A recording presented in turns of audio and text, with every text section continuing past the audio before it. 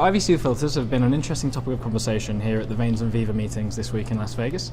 I'm joined by Dr. John Kaufman, and we're going to be discussing what has at times been a controversial technology. So firstly, thank you for taking the time out to talk to us. You're welcome.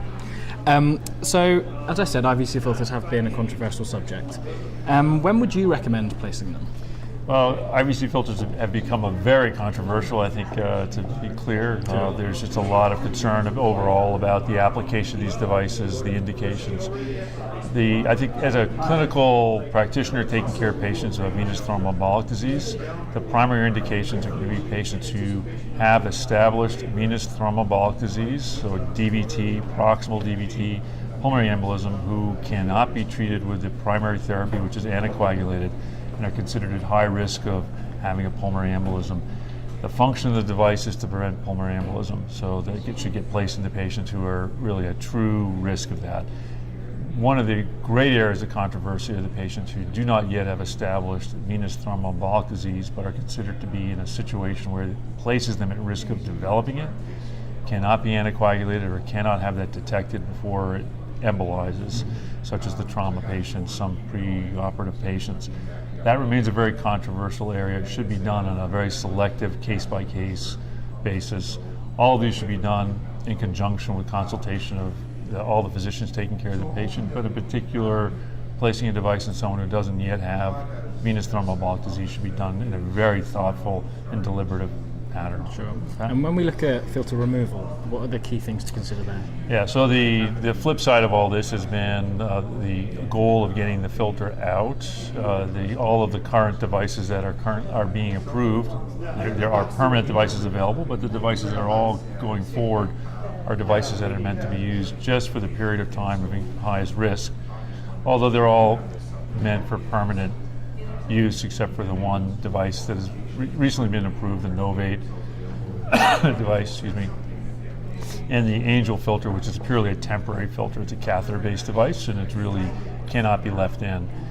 So devices that can be permanent should be removed as soon as possible after the patient is no longer at risk of pulmonary embolism. So that usually means reestablishing safe anticoagulation, usually for at least 2 weeks, to ensure that they are adequately anticoagulated, and then proceed to remove the filter. It turns out the single most important factor in getting a filter out is planning on removing it. So when the filter goes in, it's the responsibility of the individual placing the filter to determine the plan for follow-up with the goal of removal of the filter if it's appropriate in that patient. Not all filters should be removed, not all filters need to be removed, but establishing that plan up front is the single most important factor, and then succeeding in getting the filters out.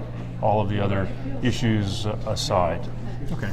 And they have been so controversial that some people have been advocating for a moratorium on their use. What's your take on that? So there's been a recent editorial in JAMA suggesting that there be a moratorium on filter use because there's such a lack of evidence for these devices. Personally, I think that's a very dangerous point of view.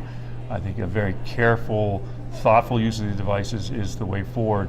There's no doubt that patients with DVT get pulmonary embolism, and there's no doubt that patients with pulmonary embolism have morbid outcomes. If these patients cannot be treated with anticoagulation, the filter then remains the only option we have right now to prevent either recurrent or primary PE in patients who have established venous thromboembolic disease. To suggest that we stop using these filters in all patients because we've never proven that these filters, to the satisfaction of those individuals, prevent death or morbidity from PE, I think is really not in the best interest of our patients. Careful, judicious use is in the best interest, and careful follow-up. Okay, and going forward, what devices are currently being researched or under development which maybe address some of the problems that IVC filters have faced in the past? Right. So in thinking about what's going to be happening with filters in the future, particularly new devices, there are a couple of factors that you need to consider. One is the litigious environment surrounding these devices right now, which is a disinhibition, potentially even for the current manufacturers to stay in the filter market. So there's very limited interest, I think, in at this point in time of proceeding.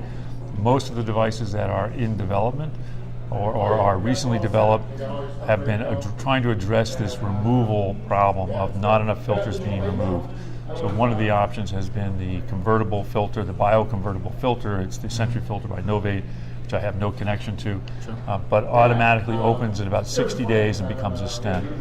There is a completely absorbable filter that's in the works by Adient Corporation. Again, I have no connection, but the goal here is to have a filter that will be completely resorbed, so there's no residual material left in the IVC.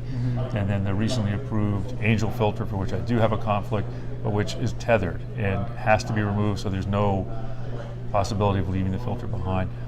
So the issues with retained filters and the difficulty removals and lack of removal of all the filters that could be removed is driving most of the development in that direction. It still does not sort of address the people who need filters permanently for the rest of their lives. We have those devices available, and those devices should be the ones going to patients in which there's really no clear endpoint in sight for the need for protection from PE from a filter. Okay, so encouraging development in what is a very difficult area. Yeah, very challenging because of the clinical sort of concerns over the devices, the litigious environment, the contraction in the market with all the concerns with filters. The actual utilization of filters has decreased, which decreases the incentive of manufacturers to get into the market if they don't see that this is a growing market. Yet these remain essential devices. Patients will die if we don't have vena cava filters, so we need the devices, we need the research, and we need the people to continue to develop them. So one of our responsibilities as physicians is to help support this new knowledge and development as we go forward. Okay, well, fascinating insights. Thanks so much for taking the time to explain that to us. Well, thank you for your interest in IVC filters. Of course, thank you.